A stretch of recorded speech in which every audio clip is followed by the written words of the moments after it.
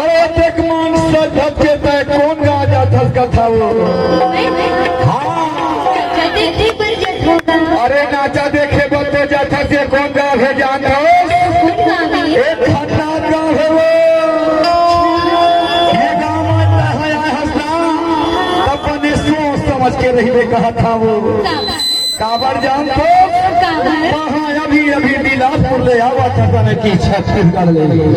अरे कहा है जान तो अरे एमपी है वो बने सोच समझ के रहने कहा था तो लाओ काबर जान तो यहाँ के दबंग पूरा तोला देख ली ना तब कच्चा चबा जाए तोला कहा था